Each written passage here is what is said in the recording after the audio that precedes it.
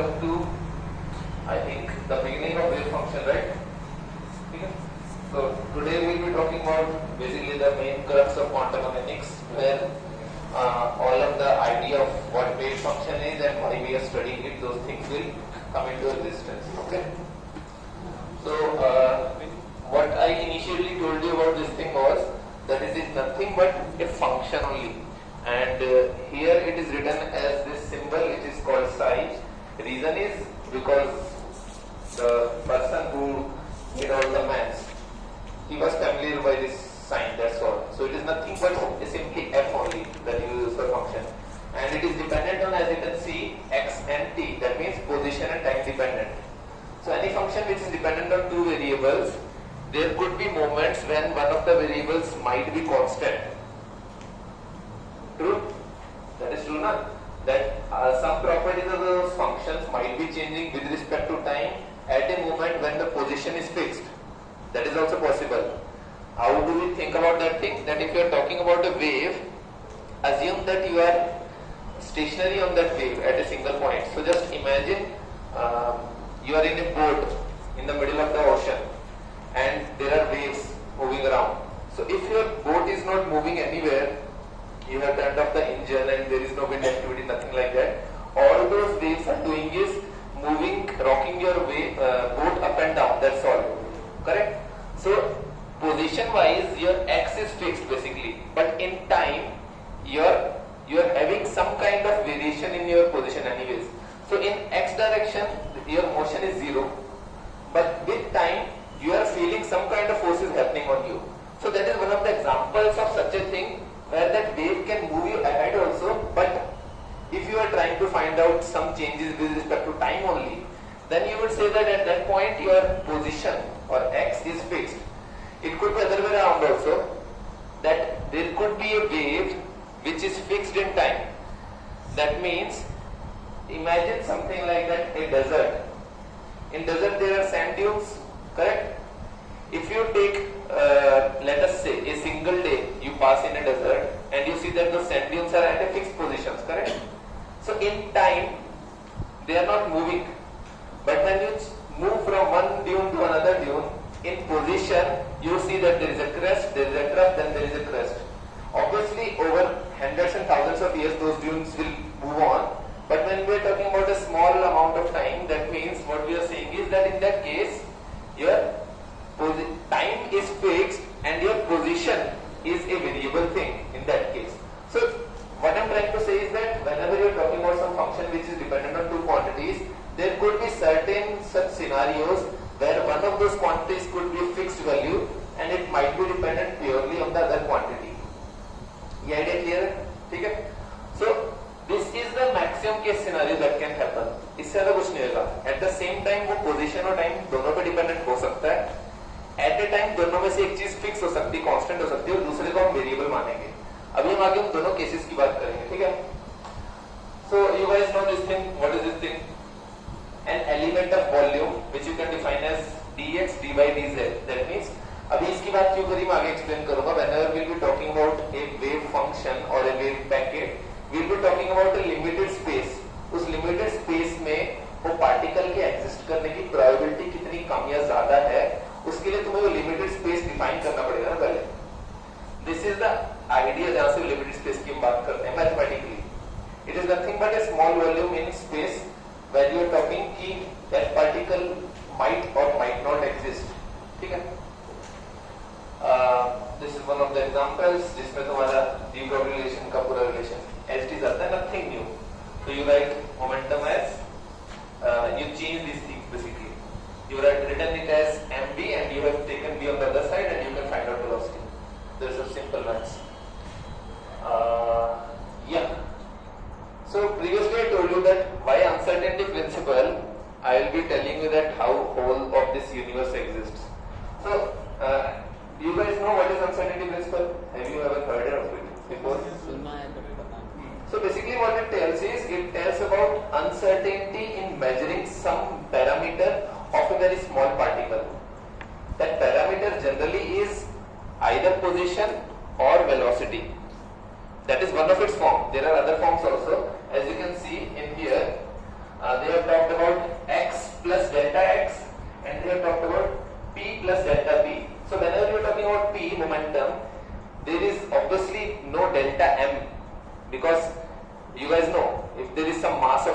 objects, then that's the mass of the object. That's a fixed quantity, inherent quantity. But when we talk about momentum, we are basically talking about delta p means delta p. So that means here m is fixed, m is fixed, m is fixed. So the only delta quantity is effectively the velocity. So that means we are talking about two terms where there is a slight possibility of uncertainty in finding out position and slight possibility of uncertainty in finding out momentum, that is effectively finding out velocity. ठीक है? अब ये दो terms की बात क्यों हुई? Because uncertainty principle ये बोलता है कि if you try to find out, just like मैंने उस दिन इसको यहाँ से खड़ा करके धक्का दिया था, it's the same thing. Uncertainty principle क्या बोलता है कि whenever you try to find out one of these things very precisely, तो जो दूसरी क्वांटिटी है that shoots up. क्यों? In order to make sure कि इक्वेशन वैलिड रहेगी. देखो फिजिक्स के सिंपल रूल्स होते हैं. फिजिक्स में हमेशा रूल होता है कि अगर एक मैथमेटिकल इक्वेशन लिख दो, बोल दी कि वो वैलिड है, तो उस इक्वेशन को वैलिड रखने के लिए चाहे सारी दुनिया तबाह हो जाए पर वो इक्वेशन वैलिड रहनी चाहिए. That is what happens here. If you try to pinpoint a position of a particle, the velocity, the variation in the velocity of that particle will shoot up that much कि equation still valid रहेगी. h cross by 2. h cross क्या होता है? ये standard Planck's constant h होता है, उसके नीचे तुम 2 पाई लिख दो, उस पूरी क्वांटिटी को हम h क्रॉस बोलते हैं. That is generally called reduced Planck's constant. ठीक है? So this thing is effectively h upon 4 pi. Clear? Upon 2 pi को इसके साथ कंबाइन कर दिया. So actually h cross एक नई टर्म इसलिए इंट्रोड्यूस करी because in quantum mechanics, in lots of maths, h cross by 2 pi was being used.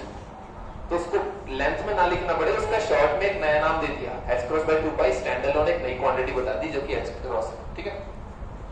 Clear? So इसमें कुछ नया नहीं है. It's h upon 2 pi only, nothing new. So हमें क्या दिखाई दे रहा है? There is a greater than or equal to sign. That means minimum तुम कितना जा सकते हो? इक्वल टू तक. करेक्ट? उससे छोटा नहीं जा सकते.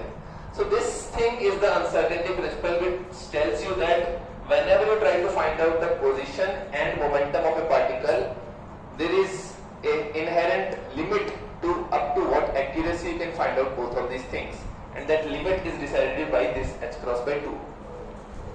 So basically what क्या हम assume करके चलते हैं कि h cross by 2 is some value. Let us say 1 है. ठीक है? मान लेते हैं. हमारी मर्जी है, हम उसको 1 मान के चल सकते हैं. अब तुम assume करो there could be two cases.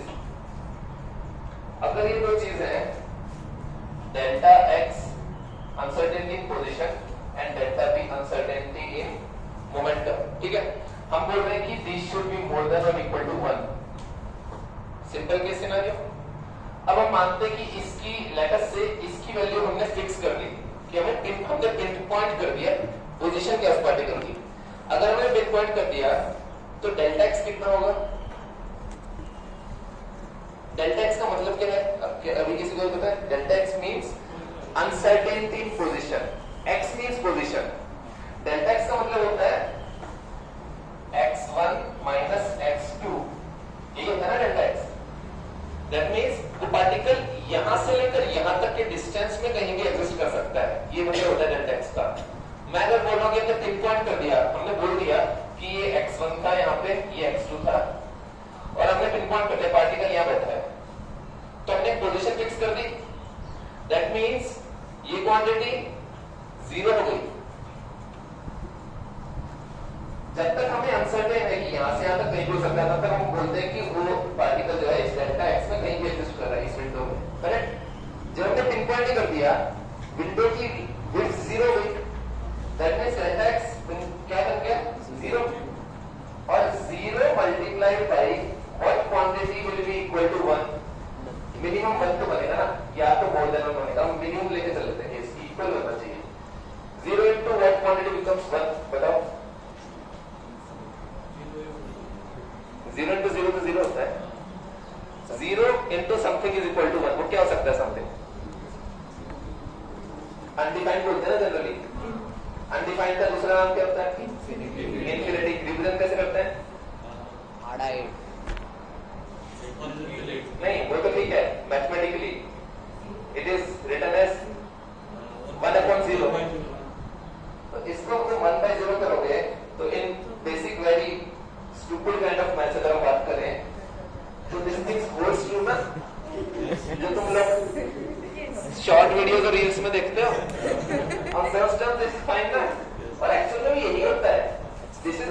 thing means is कि तुम्हारा जो डेल्टा पी है उसको इंफिनिटी करना पड़ेगा in order to make sure कि ये इक्वेशन वैलिड रहे.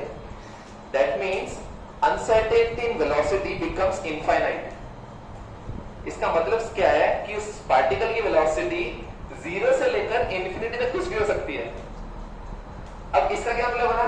तुमने आइंस्टाइन भाई साहब ने क्या रूल दिया था कि मैक्सिमम वेलोसिटी किसी भी पार्टिकल की कितनी हो सकती है? इंफिनिटी. नहीं, इंफिनिटी में सर. मैक्सिमम वेलोसिटी यूनिवर्स में क्या एग्जिस्ट कर सकती है? लाइट ना. कितनी है इसकी स्पीड? 3.44 सिंपल 3 लाख किलोमीटर पर सेकंड. उससे पर किसी पार्टिकल की वेलोसिटी हो ही नहीं सकती. लाइट सबसे अपना उसेन बोल्ट है. ठीक है, तो ये चीज नहीं पॉसिबल ना. इसीलिए ये चीज नहीं पॉसिबल. डेल्टा एक्स 0 होना इसीलिए पॉसिबल नहीं है क्योंकि ये इंफिनिटी बनना पॉसिबल नहीं है. करेक्ट. इसी वजह से अनसर्टेनिटी प्रिंसिपल टूट नहीं सकता. That is why this principle is valid everywhere. मैंने अभी ये तुम्हें प्रूव किया है कि ये चीज एग्जिस्ट करेगी ही करेगी ऑलवेज. क्लियर हुआ? डेल्टा एक्स इसको तो वाइस वर्सा करते हो तो डेल्टा पी को 0 मानना उसको इनफिनिट बनना पड़ेगा. करेक्ट. तो दैट मींस तुम कहीं भी किसी भी पार्टिकल की ना तो पोजीशन ना वेलोसिटी एग्जैक्ट वैल्यू नहीं बता सकते. अब एक चीज और बताता हूं. अब मैंने तो बताया था कि मैं यहां से प्रूव करूंगा कि बिग बैंग वगैरह कैसे हुआ सब कुछ. ठीक है, तो ये तो आई एम होपिंग थोड़ा बहुत इंटरेस्टिंग लगेगा अगर तुम लोग जानते हो तो. अब थोड़ा इंटरेस्टिंग आना. ठीक है, तो इसी इक्वेशन का एक और फॉर्म होता है जो होता है एनर्जी और टाइम के टर्म्स में. उसको हम लोग लिखते हैं ऐसे: delta E delta T. Same equation होती है, more than equal to h cross by 2 पाई. h क्रॉस बाय 2 सॉरी, उसको तो h क्रॉस बाय 2 को तुम चाहे 1 मान लो, वो मर्जी तुम्हारी. बट ये इक्वेशन और ये इक्वेशन दे आर आइडेंटिकल. कुछ टर्म्स को डायबाइक करके बनाते हैं. Multiplication of change variation in energy and variation in time is the same as variation in position and variation in momentum. ठीक है, और अलग से बता दूंगा क्या होता है इसका मतलब. अब अगर तुम इसी चीज को इमेजिन करो बिग बैंग के टाइम पे क्या हुआ होगा. Let us take a case scenario. Big bang के टाइम पे व्हाट दे से इज कि स्पेस एंड टाइम एग्जिस्ट होना शुरू हुआ. उससे पहले कुछ एग्जिस्ट नहीं कर रहा. Correct.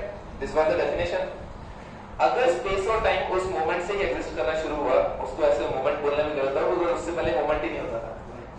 There was no instant ना, there was absolutely nothingness. That means at the moment of big bang delta T has to be 0, क्योंकि उससे पहले कोई दूसरा टी था ही नहीं जिससे तुम उसका रेफरेंस लोगे. डेल्टा किसी चीज का रेफरेंस लेते हैं t1 minus t2. Correct. Initial time minus final time. अब हम बोलते हैं बिग बैंग यहां से शुरू हुआ. There was no initial time.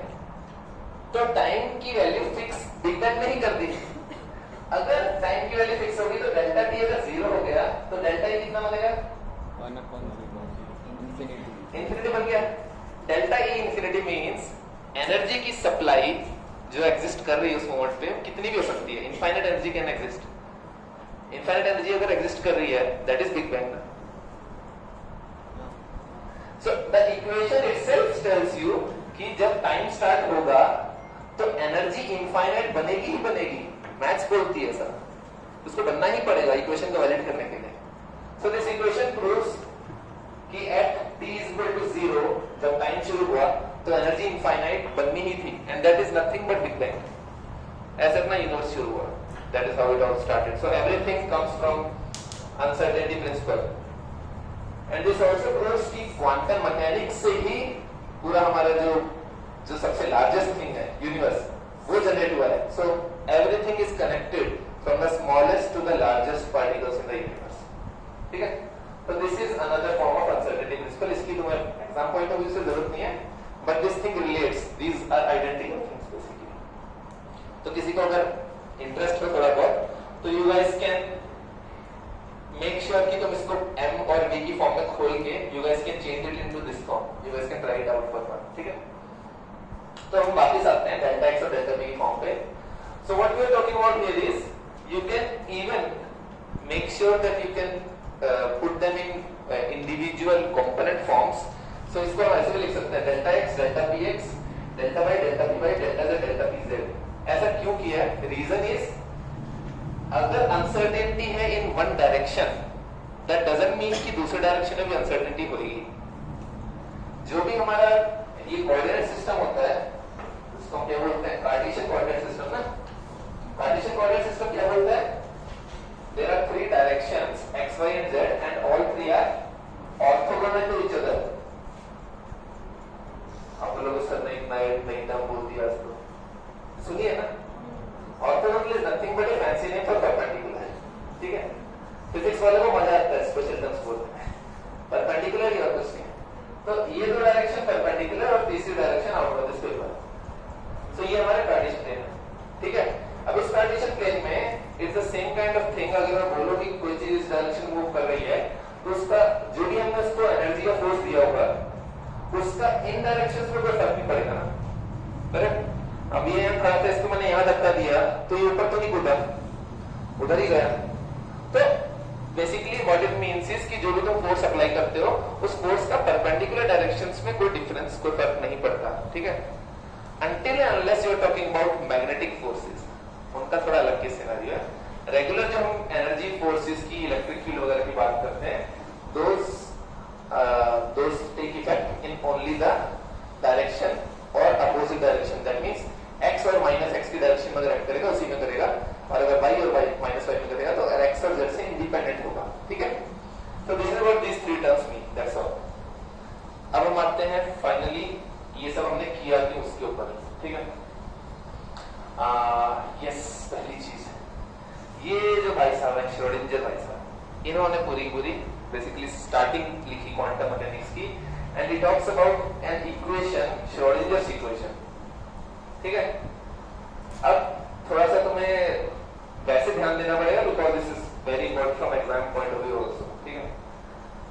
तो ये अगर तुम यहाँ देखोगे, ये अपना स्टैंडर्ड वेव फंक्शन है, इज इक्वल टू क्या लिखा है? Capital A e raise to power iota kx minus omega t। ऐसी कुछ इक्वेशन कभी पास्ट में देखी हुई है? हाँ। देखिए, बोलिए, अच्छा लगा सुन के। तो इसमें इस इक्वेशन को अगर हम इसके टुकड़े करें तो it is not very complicated, although इसमें दिखाई दे रही है, इस फॉर्म में आ जाती है बाद में।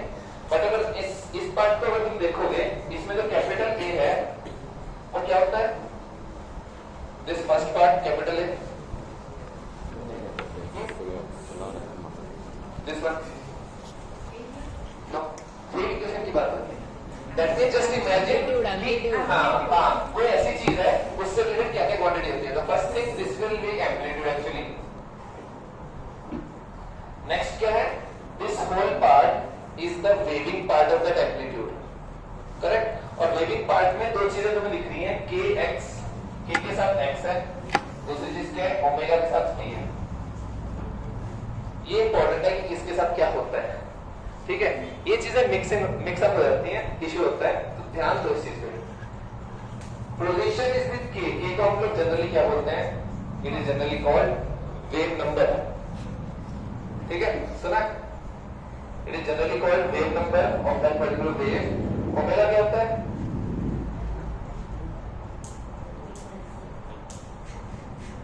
A kind of frequency actually, not exactly frequency, but it is related to frequency, ठीक है? तो ये बेसिकली एंगुलर फ्रीक्वेंसी होती है, जिसको तुम कभी एंगुलर वेलोसिटी बोल देते हो टाइम्स, अगर कुछ रोटेटिंग है तो, ठीक है? अपॉन इसको किसमें अपॉन 2 पाई आता है, और ये t के साथ मल्टीप्लाई हो रहा है। तो if you solve this things ना, k into x and omega into t, इन दोनों की यूनिट इक्वल बनती है। रीजन इज बेसिकली जब तुम फ्रीक्वेंसी की बात कर रहे हो तो बेसिकली किस चीज की बात कर रहे हो? समथिंग 1 upon t के साथ ना, that is what frequency is। तो अगर ये है समथिंग, तुम्हें अगर एग्जैक्टली भी नहीं आता, समथिंग अपॉन t है, सम क्वांटिटी लेट अस सी c अपॉन t है, तो t को निकल जाएगा, this thing becomes unitless. Wave number क्या होता था? 1 upon वेवलेंथ को वेव नंबर बोलते थे, याद है? तो 1 upon वेवलेंथ क्या होता है? डिस्टेंस की यूनिट होती है। तो this thing is something upon x, correct? और तो वो लैम्डा है, बट यूनिट तो x वाली होगी, करेक्ट? x कर दिया, अगेन यूनिटलेस। सो अगर तुम्हें क्रॉस चेक करना हो तो इक्वेशन लिख दो, तुमने गलती से x और t इंटरचेंज कर दिए, you guys can cross verify. ये दोनों टर्म्स जो है x और ओमेगा t, ये यूनिटलेस बनेंगी, ठीक है। इनकी यूनिट इंडियन जो बन के निकल के आती है वो थीटा बन के निकल के आती है, and that is what makes this equation basically e raised to power iota theta is the formula ना for this sine and cos form. तो यहां से तुम लोग क्रॉस वेरीफाई कर सकते हो, अगर तुम्हारी जो दोनों टर्म्स हैं e raised to power iota के साथ जो दोनों टर्म्स हैं, अगर वो दोनों टर्म्स यूनिटलेस बनती हैं तो theta is a unitless quantity ना, तो you guys can cross verify. Clear है पॉइंट? पक्का? ठीक है। तो अब ठीक है, आई एम हैप्पी कि you guys know wave equation इस फॉर्म की दिखाई देती है, और इसको हम साइन और कॉस के टर्म्स में हम लोग दो अलग-अलग कंपोनेंट फॉर्म में डिफरेंशिएट कर सकते हैं, जिसमें जो साइन वाला कंपोनेंट होता है वो इमेजिनरी होता है, कॉस वाला कंपोनेंट रियल होता है, ठीक है। अब हम आ जाते हैं जो इसने बोला इन सबको लेके, अब ये सब क्या हो रहा है देखो, it all looks so complicated ना, लग रहा है कि नहीं लग रहा है? ठीक है। अब देखो ये दिखता बहुत लंबा है, और देखो एक बार तो फॉरवर्ड का ये दिखा देता हूं, ये है शीट, देन ये है शीट, देन ये है, देन सॉरी यहाँ इट एंड्स हियर एक्चुअली 1 2 3 तीन पेज है, बट स्टेप्स टोटल 4 ही हैं सिर्फ, ये सारे स्टेप्स ये स्टेप्स नहीं है, ठीक है। So just go with me इस डायरेक्शन में। इनिशियली क्या किया है, they have nothing but they have multiplied and divided by h cross, दिख रहा है? ऐसा क्यों किया है? Reason is there are certain things in quantum mechanics which are called operators, ठीक है। ओके ओके टाइम 5 मिनट है, okay we are ready in any case, ठीक है। So what I was saying is there are certain things in quantum mechanics which are called operators. तो operator नाम तुम लोगों ने इससे पहले कहाँ सुना होगा? कहीं सुना? कहीं तो सुना होगा यार ऑपरेटर, नहीं? ऑपरेटर नाम नहीं सुना? हाँ हाँ, बताओ बताओ, जो बोलो गलत नहीं बोल रहे, सही है, बताओ।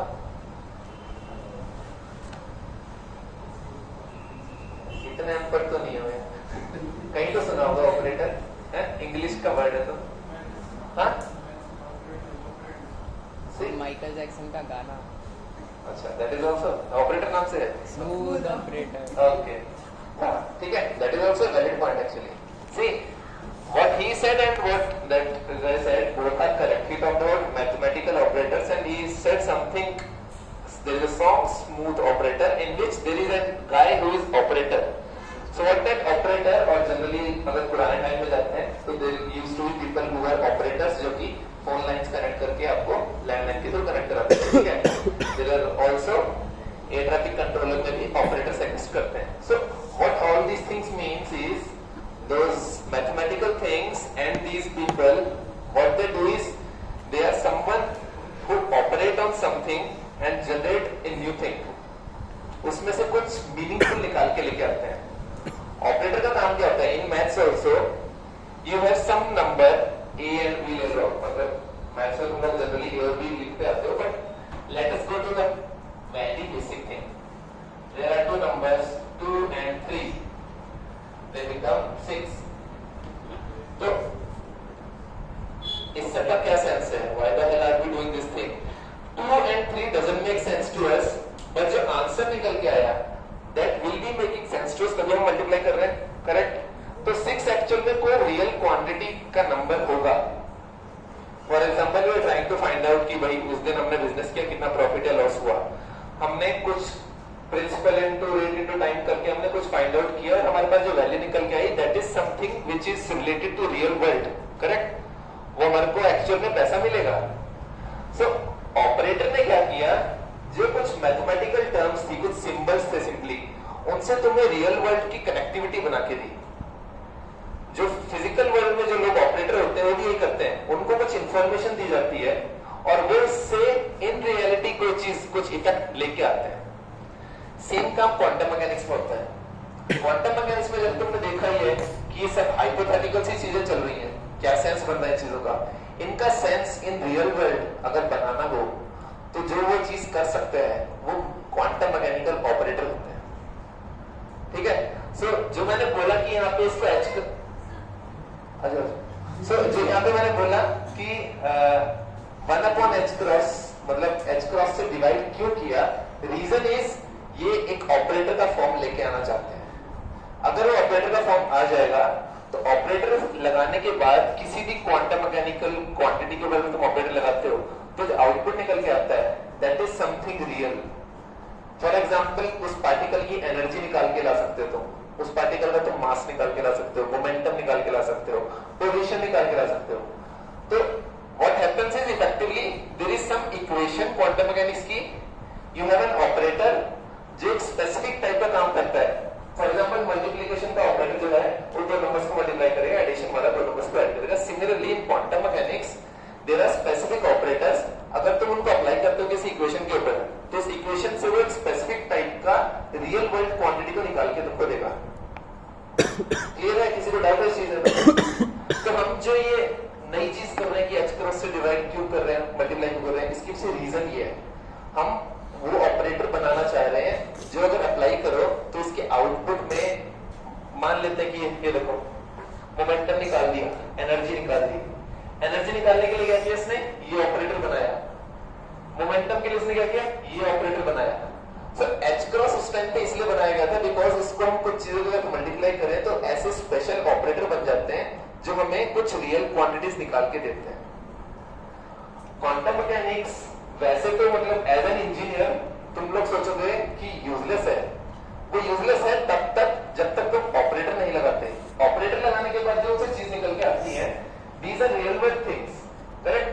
तुम कोई सेमीकंडक्टर वगैरह डिजाइन कर रहे हो, कोई माइक्रोस्कोपिक डिवाइस डिजाइन कर रहे हो जिसमें कहीं पे भी कोई इलेक्ट्रॉन्स का मूवमेंट होगा तो वो चाहिए होगा उनकी एनर्जी कितनी, उनका मोमेंटम कितना है, अदरवाइज वो बैंड गैप्स की position and all those things you guys won't be able to find out. तो वो चीजें तुम्हें क्वांटम मैकेनिक्स की उसके लिए तुम्हें इक्वेशन भी पता होनी चाहिए और उस इक्वेशन के ऊपर कौन सा ऑपरेटर लगा है वो भी पता होना चाहिए। ठीक है? तो that is the purpose behind this thing. Clear? Okay, तो अभी हमने क्या किया, हमने सिंपली इसको h क्रॉस से मल्टीप्लाई और डिवाइड किया, प्लस इसने बता दिया कि डीप लर्निंग वाली जो इक्वेशन थी अगर तुम उसको ध्यान में देते हो तो h cross into k t बनाता है और h cross into omega e बनाता है। हमें ये दो चीजें क्लियर हो गई। तो इसमें अब एग्जाम पॉइंट ऑफ व्यू से तुम्हें याद रखना है क्या चीज है, उस पर आते हैं। ठीक है? अगर तुम देखो ये इक्वेशन जो है ये इस फॉर्म में आती है px minus et, याद करो अनसर्टेनिटी प्रिंसिपल में क्या बताया था तुम्हें? x और p था एनालोगस थे e और t के, ये वही काम हुआ है।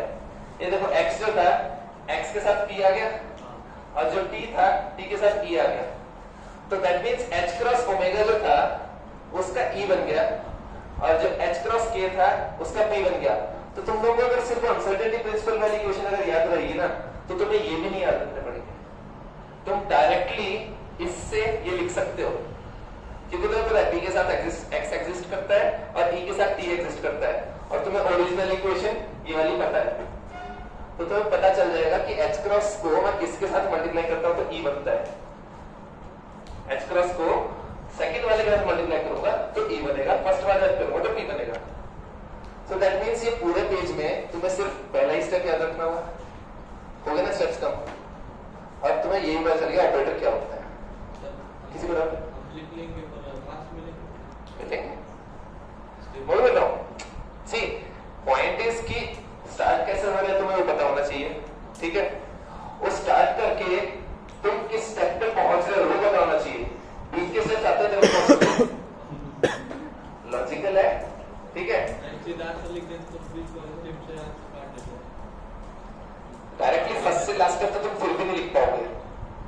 ठीक है? That will effectively be wrong, that is means कि तुम्हें क्वेश्चन पता था और आंसर पता था। ठीक है? बट अगर तुम इनको स्किप करते हो बिकॉज ये यहाँ पे क्या एक्सप्लेनेशन है, यहाँ पे एक्सप्लेनेशन कि ये ऑपरेटर होता है, ये ऑपरेटर होता है। तुम्हें मैथ्स में पता है ना कि मल्टीप्लिकेशन क्या करता है, पर तुम कभी लिखते हो क्या multiplication means this number and this number will be multiplied? नहीं लिखते ना। इन दोनों चीजों का ये मतलब है, तो तुम इनको नहीं लिखोगे। You will write this, तुम्हें पता है ऑपरेटर क्या करते हैं, you will write this। दूसरा स्टेप आगे डायरेक्टली चौथे स्टेप पे खत्म हो जाएगी डेरिवेशन। ठीक है? नेक्स्ट स्टेप देखो, डिफरेंशिएटिंग ठीक है, अगेन बहुत सारा दिख रहा है, छोटा ही है। डिफरेंशिएट किया पहली इक्वेशन को with respect to x position की टर्म्स में। अब याद रखो यहाँ पे बात करें टाइम इंडिपेंडेंट की या फिर डिपेंडेंट की, वो देखो हेडिंग याद रखा करो, टाइम डिपेंडेंट की बात हो रही है। दैट मींस t साथ में चलेगा। एक और फॉर्म आएगी जिसमें t से इंडिपेंडेंट हो जाएगा, वहां पे t हट जाता है, ठीक है। तो यहाँ पे इसने क्या किया, x के रिस्पेक्ट में इसका डेरिवेटिव ले लिया, तो वो तुम्हारी सेम ही जो इक्वेशन थी उसका डेरिवेटिव लेने से आयोटा अपॉन h क्रॉस से बाहर आ गया। e रेज़ पावर वाला जो फार्मूला होता है ना, ये जो पावर है वो सामने आ जाती है, that whole terms come add. So इसको whenever you rearrange these things, it comes in form of this thing. ये ऐसी बन जाएगी।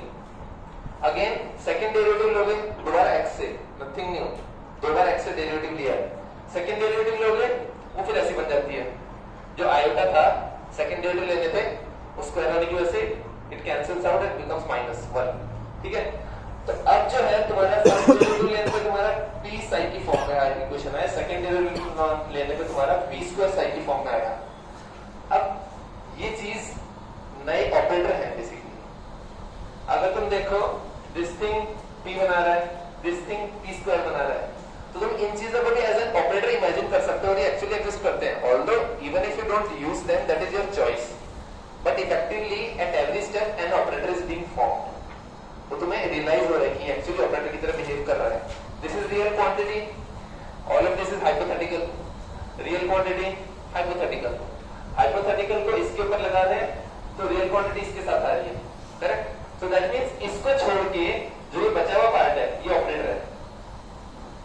Minus iota h cross upon delta x is the operator because ये दोनों तो चीज तो सेम है, psi xt, correct. Here also minus h cross square upon del x square is the operator on this function which gives you p square, ठीक है।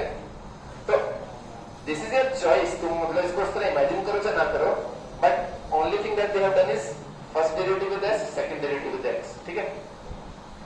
ये आगे लास्ट स्टेप। अब क्या किया है, partially with respect to t।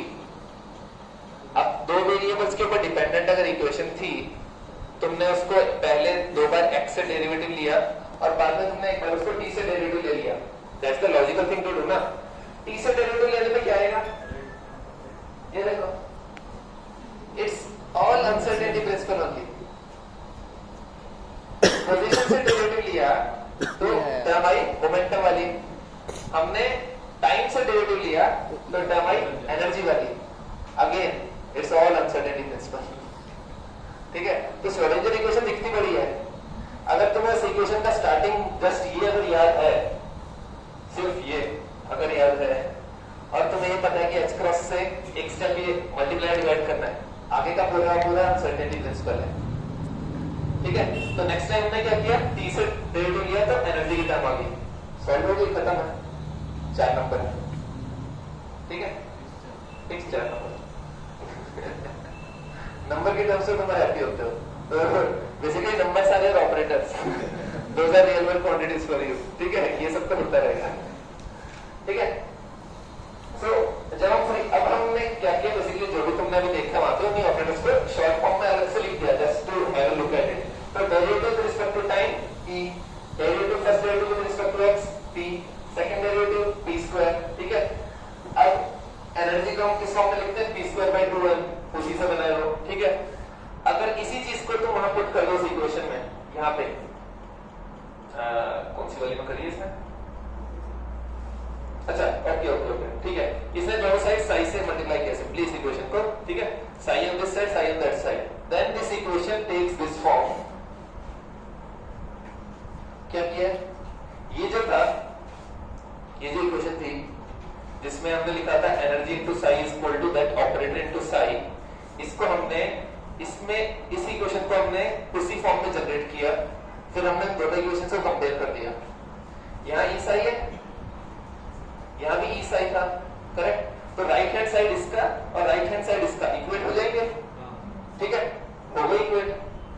That's all, that's the end of your first derivation. ये चौथा स्टेप था, ठीक है। सो ओरिजिनल इक्वेशन लिखो, दो बार x से डेरिवेटिव लो, एक बार t से डेरिवेटिव लो, एनर्जी का जो फॉर्मूला है p²/2m लिखो, जो t से डेरिवेटिव लेने के बाद जो आंसर आया था E वाली फॉर्म में, उससे इसको कंपेयर कर दो। कंपेयर करते ही तुम्हारा this is your final solution of time dependent Schrodinger equation. Clear है कि नहीं है? दरवाजे के बाहर क्लियर हो रहा है, इधर है, ठीक है? थोड़ा जल्दी आगे चलता हूं, ठीक है? क्लियर है? अब यहां से एक इंटरेस्टिंग चीज निकल के आएगी, ठीक है? मेरी गारंटी है इंटरेस्टिंग है, ठीक है? ठीक है? तो अभी हमने क्या देखा, एनर्जी हमने देखी p²/2m।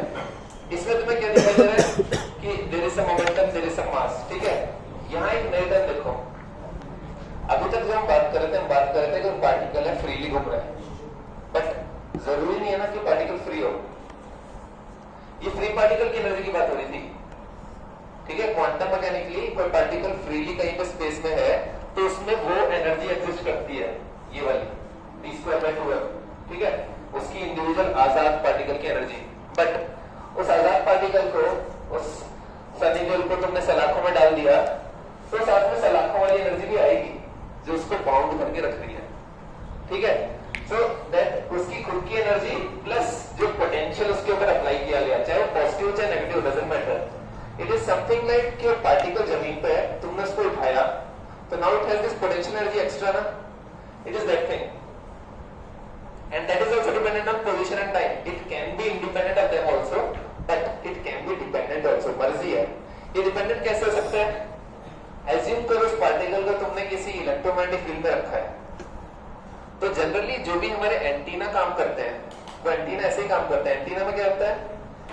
You have a metallic structure, ठीक है? कोई मेटल का तार है, उस मेटल के तार में से EM वेव जो बाहर से कुछ आ रही है वो इंटरेक्ट करती है और हमें सिग्नल मिलता है। यही होता है ना एंटीना, करेक्ट? यही होता है कि नहीं एंटीना? मेरा सिग्नल तुम्हारे तक पहुंच नहीं रहा, ठीक है? थोड़ा एंटीना जगाओ अपने, इधर ध्यान दो एक बार, ठीक है? सो एंटीना में होता क्या है, सुनो सुनो सुनो, ठीक है? और happens in any kind of antenna, चाहे मोबाइल का एंटीना हो चाहे पूरे मोबाइल का टावर हो, डजंट मैटर। उनमें basically there is some metallic surface जो कि बाहर से EM रेडिएशन को एब्जॉर्ब कर रहा है। तो उसके अंदर तुमको उससे सिग्नल कैसे मिलता है? उसके अंदर जो तुम्हारा चार्ज पार्टिकल है, लेट अस से इलेक्ट्रॉन है, उस इलेक्ट्रॉन को पोटेंशियल डिफरेंस की एक वेव मिल रही होगी, वोल्टेज की वेव, जो उसको अप या डाउन मूव कराएगी। तो वो अप या डाउन कहाँ मूव करेगा? उस मेटल में मूव करेगा। So when it moves in that metal from one direction to other direction, जो मेटल के साथ तुमने जो वायर्स कनेक्ट कर रखे हैं, तुम्हें उसमें पोटेंशियल का वेरिएशन दिखता जाएगा। That is how effectively an antenna works. Quantum mechanics से है सब कुछ, एवरीथिंग कम्स फ्रॉम हियर, ठीक है? सो एक पार्टिकल जो अब फ्री नहीं है तो उसमें फ्री एनर्जी प्लस जो बाउंडेशन लगाई है, वो दोनों चीज टर्म्स यहाँ पे। अब हमने क्या किया, सेम काम जो पहले करते आ रहे थे, साइड से तीनों को मल्टीप्लाई, करेक्ट? वेव फंक्शन की बात आएगी ना, पार्टिकल्स की ये तो इंडिविजुअली वो है, रियल वर्ल्ड क्वांटिटीज है। अगर उनके साथ तुमने वेव फंक्शन लगा दिया तो अगेन तुम सारा वही वाला काम दोबारा कर सकते हो। Now this is again the same equation, कोई डिफरेंस नहीं है। इसी इक्वेशन में एक पोटेंशियल वाली टर्म ऐड कर दी with side T. This is the complete equation of any particle in this universe, because this was the equation of any free particle. This is the equation of any particle anywhere with this boundation that exists. Clear है? तो ये तुम लिखो चाहे ना लिखो, doesn't matter. यहां तक also it's a valid thing, ठीक है? सो डोंट वरी, ठीक है? यहां तक क्लियर है कि नहीं बताओ? This thing is called time dependent Schrodinger equation. अब अगर इसको थोड़ा सा और डरावना बनाना हो तो what they did is, x की टर्म्स में बना ये, x में, y में, z में, तीनों में अलग अलग लिख के तीन इक्वेशन बना था।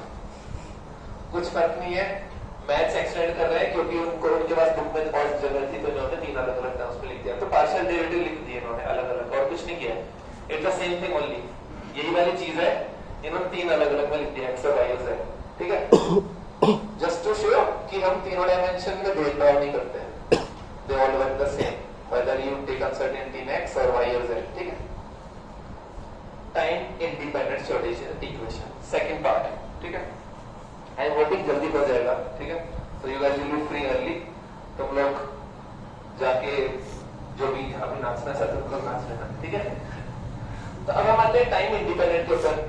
वही इक्वेशन जहाँ पे हमने खत्म किया लिख दिया एज इट इज, ठीक है। इस इक्वेशन में if you guys see this was the term जो कि बाउंडेशन बना रही थी, इसमें से देखो टी हटा दिया पोटेंशियल में से। सामने ध्यान दो, जो पोटेंशियल की टर्म थी which was dependent on position and time both, उसमें से टी को हटा दिया। दैट मींस इसके ऊपर अब जो पोटेंशियल अप्लाई किया जा रहा है that is time independent potential. इतना ही खेल है। देखो आगे क्या किया इसमें, जो आपका ओरिजिनल फंक्शन था which was position and time dependent, उसका बंटवारा करवा दिया, ठीक है, अंग्रेजों वाली हरकत कर दी। तो now this is psi T and sorry psi X and phi T. एक ही फंक्शन के दो अलग अलग फंक्शन में जाती है कि अगर अच्छा तो टाइम और पोजीशन दोनों पे डिपेंडेंट होना चाहता है ना, अपने पोजीशन को अलग जगह ले जाए, टाइम को अलग जगह लेगा, अलग अलग फंक्शन बना लिए दोनों के। So now this function is written as terms of two different functions. One is time dependent only and one is position dependent only. बस और कुछ चेंज नहीं है, everything else is same. See, हर जगह जहाँ भी साई था उसको साई एक्स लिख दिया और फाई टी लिख दिया। वो पहले साई एक्स टी था, ये किया। See, at every step there is nothing new. It is the same equation. अगर पीछे जाके देखोगे तुम, this equation यहाँ पे psi X phi T, psi X phi T, psi X phi T, यही काम किया है। देखो psi X phi T, psi X phi T, psi X phi T, ये ऐसे ही टाइम इंडिपेंडेंट बन जाएगा। क्यों? क्योंकि फाई की इक्वेशन तुम अलग कर दोगे, साई की इक्वेशन तुम अलग कर दोगे, इंडिपेंडेंट हो गया उससे, ठीक है। तो बेसिकली वो जो साथ में चलते हुए उसने बोला कि इससे आजादी चाहिए तो अलग अपना फ्री को बना। So what they have done is divide the above equation by psi x phi t, we get this। इस पूरी इक्वेशन को psi x phi t से डिवाइड कर दिया इसने, तो इसको ये देखो t एक साइड आ गया, x दूसरी साइड आ गया। So now they are on opposite sides of the equal to sign and hence this whole part is position dependent and this whole part is time dependent। So ये basically time independent वाला part हो गया। Clear है? पक्का? कुछ नहीं है, एकदम से देखने में डरावना लगता है, उसी के ऊपर कुछ इन लोगों ने दो टुकड़े कर दिए, दैट्स ऑल, नथिंग, ठीक है। So this equation holds for all values of x and t only if both sides are equal to a constant. वो कांस्टेंट क्या होगा? वो कांस्टेंट यही निकल के आएगा, देखो। So to see this let us vary x, अभी x को वेरी करके देखा, लेफ्ट साइड रिमेंस अनचेंज्ड। जब x को वेरी करते हैं यहां तो कुछ फर्क पड़ेगा नहीं, ठीक है। Right hand side must remain unchanged as x changes. दोनों को इक्वल टू रखने के लिए x को बदलने पे ये चीज अनचेंज रहनी चाहिए, because this side is independent of x। That means अगर हम इसको x को वेरी करते हैं तो this thing should be zero. x को चेंज करना मतलब derivative with respect to x अगर हम लें तो this thing should become zero. That means this quantity if you bring it on this side should be equal to vx, correct. ये दोनों आपस में मिलके जीरो बनाना चाहिए इक्वेशन को वैलिड रखने के लिए। तो वही बात ये कर रहा है कि therefore right hand side must remain unchanged as x changes। in other words both the sides must be equal to a constant, क्योंकि ये तो है ही अलग से पोटेंशियल तो कांस्टेंट है ही। तो इसलिए बोला it should be known that this constant is equal to energy of the particle E, thus we can rewrite this thing as, in दोनों को भी हम सेम इक्वेशन लिख दिया है, ठीक है। दूसरी साइड वाली जो इक्वेशन है that also becomes equal to E because left side is equal to E, therefore यह गलत लिखा हुआ है, यहाँ पे बात आ रही है एक्चुअली इसकी, right side also becomes equal to t, this equation. So hence this thing, अच्छा यहाँ लिखिए, ठीक है। So this thing also becomes equal to e। So this effectively what this thing means is, अगर तुम इसको इक्वल लिख रहे हो, you have effectively reached again a real world quantity, correct. Energy पे आ गए ना हम लोग। अब रियल वर्ल्ड क्वांटिटी आ गई तो अब देखो इसमें क्या किया है, जीरो पुट कर दिया। क्यों जीरो पुट किया है? टाइम इक्वल टू जीरो मान लिया इसने एक पर्टिकुलर पोजीशन पे, तो एक इक्वेशन जो है इसकी इस फॉर्म में बन सकती है। This is useless to you, इसको देखो ही मत चाहे तो, ठीक है, दिस इज नॉट यूजफुल। काम की चीज ये है। So when you rewrite that equation, ये वाली इक्वेशन को, when you rewrite this equation by imagining these two things, it becomes this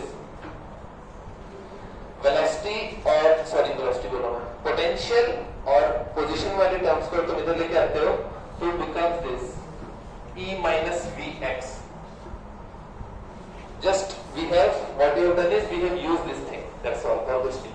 इनको इंटरचेंज किया, E को अंदर लेके आए तो E minus Vx की फॉर्म में बन के आता है. अब this is the end of this time in the independent one because देखो टाइम नहीं बचा ना. टाइम वाली जो हमने बनाई थी सेपरेट, इसको हमने सेपरेट छोड़ दिया. जो करेगी करती रहेगी क्योंकि इसने ये बनाया. जाने दो उसको, हमको परवाह नहीं है. हमको परवाह है इस वाले पार्ट की, सेकंड वाले पार्ट की. सेकंड वाले पार्ट ने ये इक्वेशन जनरेट करके दी है. दिस इज इंपॉर्टेंट बिकॉज़ यहां पे क्या लिखी है, एक टर्म बन के आ रही है E minus Vx. That means energy of that particle minus जो पोटेंशियल उस पे अप्लाई किया. ये बंदिश थी ना Vx. This was the constraint. So जो कंस्ट्रेंट तुमने अप्लाई किया अगर उसकी टोटल एनर्जी में से माइनस कर रहे हो that means this is effectively what we call a particle in a potential box. कभी सुना है पोटेंशियल बॉक्स क्या होता है? वैसे तो बॉक्स क्या होता है पता है ना? अगर कोई तुम इमेजिनरी बॉक्स इमेजिन करो, इमेजिनरी बॉक्स में तुम इमेजिन ही कर सकते हो क्या बोल रहा हूँ, ठीक है? अगर तुम एक बॉक्स को इमेजिन करो तो just imagine this two dimensional एक बॉक्स है. एक्चुअल में दूसरे डायमेंशन में तो it look like a cube.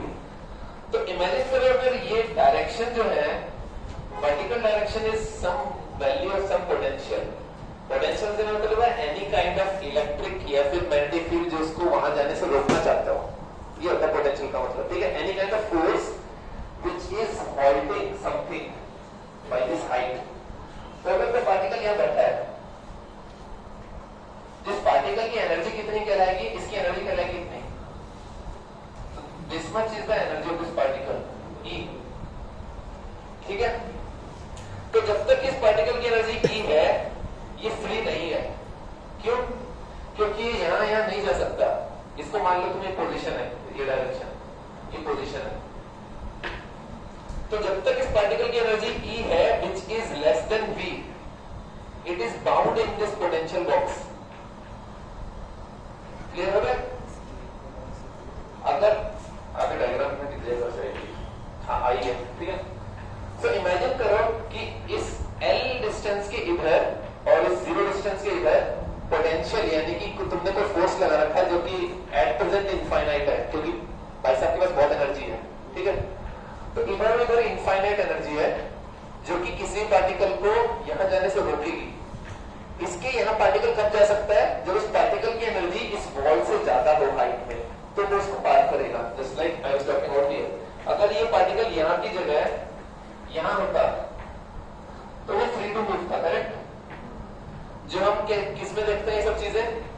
Semiconductor physics में, ठीक है? सेमीकंडक्टर फिजिक्स में क्या होता है? बैंड गैप होता है. In that band gap particle valence band में जब तक एग्जिस्ट कर रहा है वो बॉक्स में एग्जिस्ट कर रहा होता है. कंडक्शन बैंड में कब जाता है? जब वो इस हाइट को क्रॉस कर लेता है. कंडक्शन बैंड मतलब कहता है particle is free to move, conduct करेगा दूसरे एटम के पास जाके उसको जाके दूसरे पार्टिकल को भगा सकता है, यहाँ साइड हो जाए, ठीक है? तो वो जब तक तुम उसको इतनी एनर्जी नहीं प्रोवाइड करते हो. एनर्जी कैसे प्रोवाइड होती है? When you do the forward biasing, correct? In semiconductors.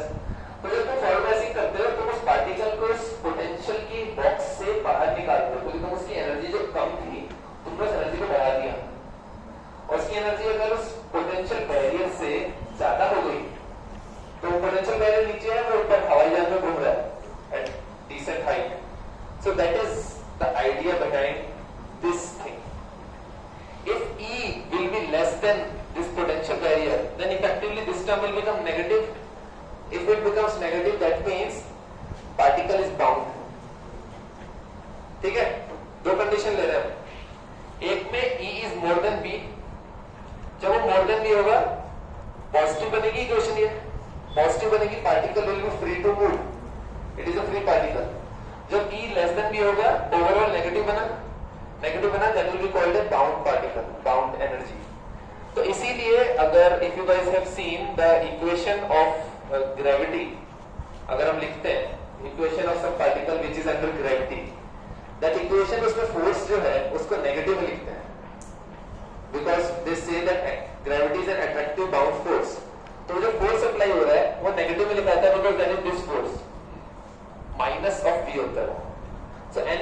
which is generally written as something which is repelling, जिस चीज को दूर भगा रही है, तो कोई चीज अगर किसी को दूर भगाती है, that means उसको फ्री करना चाहती है, करेक्ट? वो पॉजिटिव में लिखी जाती है। जब भी कोई फोर्स किसी चीज को अट्रैक्ट करके होल्ड करना चाहती है, वो नेगेटिव में लिखी जाती है।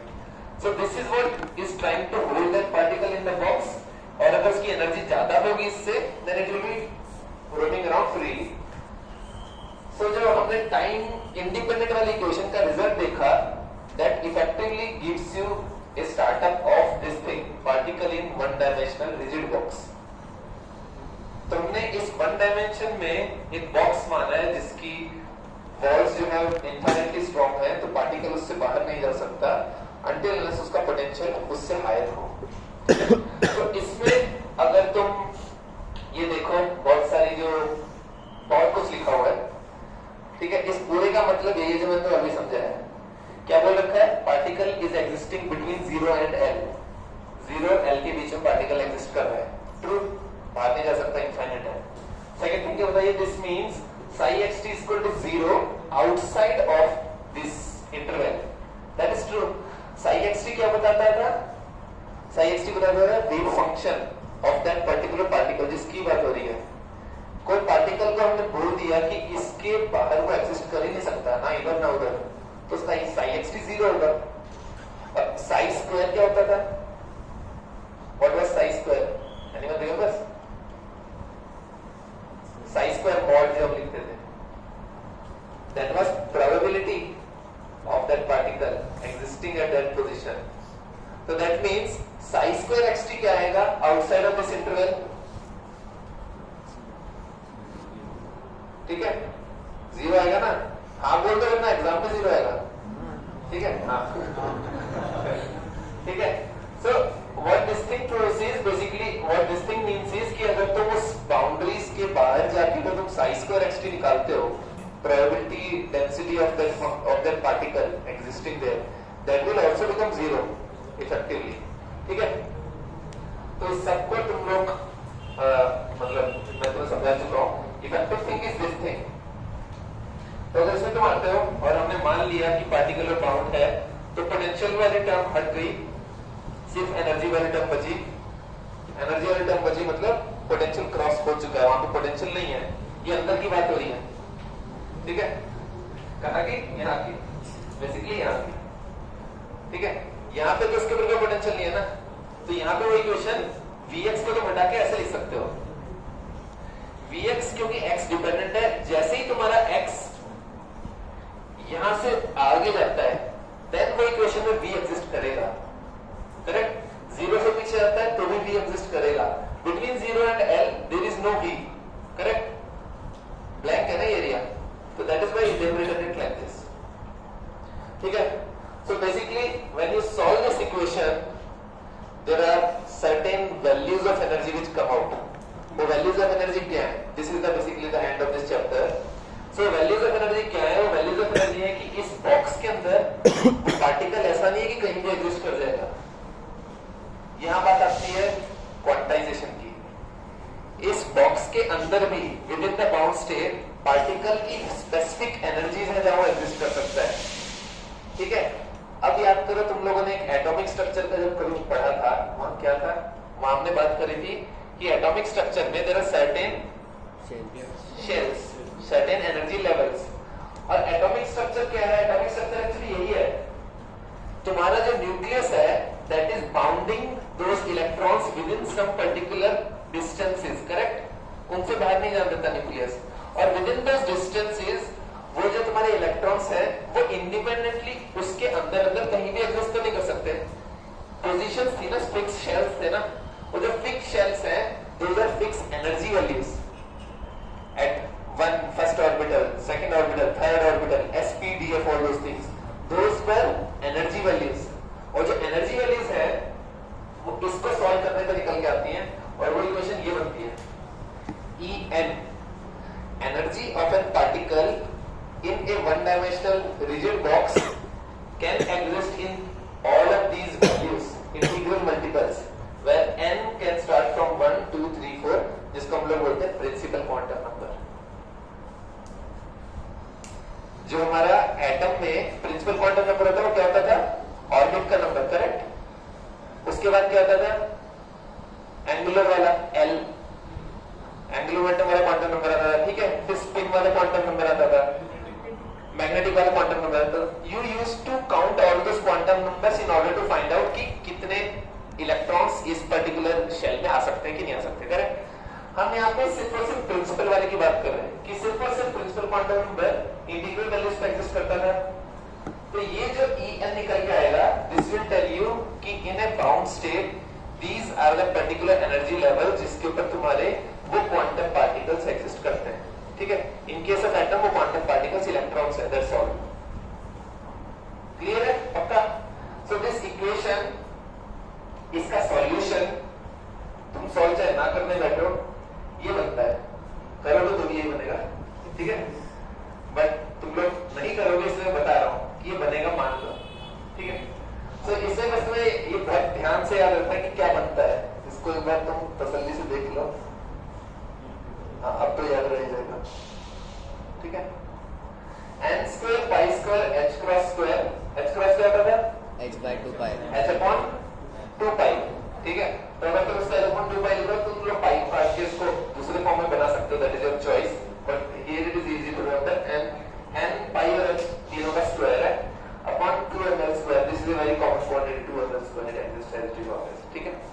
चाहे तो तुम 2m को सेपरेट करके इस पूरे का स्क्वायर भी याद कर सकते हो, ठीक है। So these are the energy levels at which this thing exists, and these are called basically eigenvalues. कभी टर्म सुनिए eigenvalue? सुनिए, eigenvalue is nothing but whenever you apply any operator, जो ऑपरेटर की बात कर रहे थे ना, और जो रियल वर्ल्ड क्वांटिटी निकाल के दे रहा था, उसको फिजिक्स वाले eigenvalue बोलते हैं, that's all. फैंसी टर्म्स पसंद है ना। So ये जो निकल के आई वैल्यू, अगर मतलब इसमें जब तुम ये सब पुट कर दोगे ना कि एक्चुअल वैल्यूज, और जो आंसर निकल के आएगा number, that will be called eigen value. अभी तो ये एक मैथमेटिकल इक्वेशन ही है स्टिल, करेक्ट। जब तुम n इक्वल टू 1 पुट कर दोगे, पाई की फिक्स वैल्यू होती है, h क्रॉस स्क्वायर की फिक्स वैल्यू होती है, मास उस पार्टिकल का और l उस पार्टिकल का, ये चीज जब तुम पुट करोगे, l क्या है, मैंने l उस पार्टिकल का बोला है, किसी लोग का L ये है कितनी लेंथ में वो बाउंड है, ठीक है। This can be different for different cases, वो उस बाउंडेशन की लिमिट है, ठीक है। सो ऑब्वियसली बात है, इफेक्टिवली ये L पे डिपेंडेंट होता है, बताओ क्यों। रीजन इज जो हमें पार्टिकल लिख रहा है, क्वांटम मैकेनिक्स क्या बोलती है, पार्टिकल नहीं है ना, it has some wave nature. तो इफेक्टिवली इस लेंथ L में उसकी वेव बनती है, वेव के कितने मल्टीपल बनते हैं, मान लेते हैं इसकी वेवलेंथ कितनी होती है। अगर मैं बोलूं कि मैंने बॉक्स मेरा बड़ा है, विड्थ ज्यादा है, तो इसके मल्टीपल पूरे नहीं बन पाएंगे ना। दैट मींस ये वाला जो n है दैट कांट एग्जिस्ट, समझ रहे हो। तो एनर्जी की वो वैल्यूज एग्जिस्ट करेगी जिसमें ये कंप्लीट बन पाता हो, रिफ्लेक्शन, ठीक है। सो ऐसे बहुत सारे केसेस बनते हैं जो कि इंटीग्रल मल्टीपल और half integral multiple of lambda अगर तुम बनाओ और उस लेंथ के इक्वल बनता हो, वो ही एनर्जी लेवल से एग्जिस्ट कर पाते हैं। मतलब तुम अगर ये सोच रहे हो कि ये ही वैल्यू स्पेसिफिकली क्यों आई, that comes from these things.